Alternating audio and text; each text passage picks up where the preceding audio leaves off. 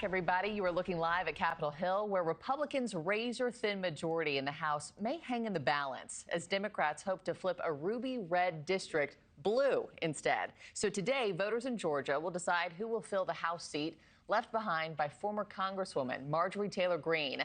Polls are opening this morning in the runoff between Republican Clayton Fuller and Democrat Shawn Harris, with the results pivotal to the president's agenda. And by the way, this is a district that went for President Trump with 68% of the vote back in 2024. Elizabeth Prann, host of the Raising America podcast on thehill.com, and also a Georgia resident yourself, following this story closely. Good morning to you. It's so good to see you in person. This could really be kind of the surprise of the year. So this race has been really fascinating to me. I mean, we've watched, this is a Trump-endorsed candidate, right? So we're talking about Clay Fuller. He was supposed to really be a straightforward victor. It's supposed to be a hold for Republicans. And instead, it turned into a runoff. There was a crowded special election. And it really did not produce a majority winner, which is why we're seeing the election today. So the question is really, who wins today? So Democrat Shawn Harris can turn this into a surprise advance, which would be a big deal. It would be a warning signal for Republicans. And when we talk about this, Markie, we're seeing that Clay Fuller, endorsed by President Trump, he came in February, and essentially we heard from President Trump shortly after saying, go ahead and finish it. It was a very, very crowded field. But you have Shawn Harris, who is a concealed carry Democrat. He's down the middle. He's very, very moderate. He's going door to door. This is a grassroots campaign. It's simply a race that we should be paying attention to.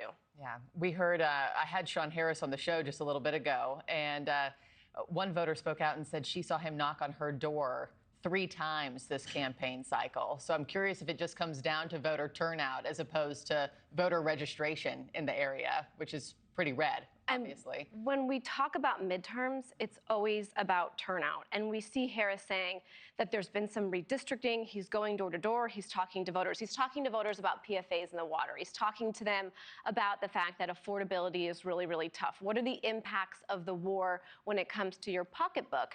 And you have this former DA, Clay Fuller, who's saying, things are going really well. I've been endorsed by the president. The economy is doing well. You can look at the inflation. It's okay in this district. And this is a very, very red district. But I want to play a soundbite from Shawn Harris. He was on your show earlier. Here he is.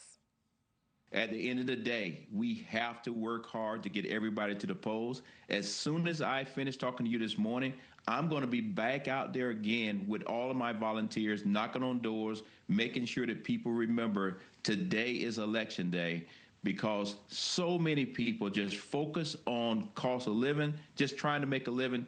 They're not really paying attention. So we got to make sure they get to the polls today. I think what is going to be a big surprise here is the winner is going to serve the rest of Marjorie Taylor Greene's term. But remember, we have that race starting in May. Yes. It's right around the corner. It's right around the corner.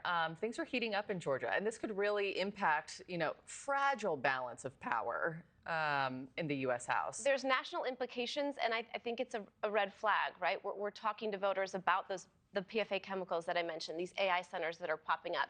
Yep. And candidates are talking to voters and they're everyday people that are coming out of the woodwork in this midterm cycle. Well, we'll be watching today's race closely. Elizabeth Prann, thank you so much. Thank you for watching. Subscribe below and download our NewsNation app right now on your phone, and you will get fact-based, unbiased news for all Americans.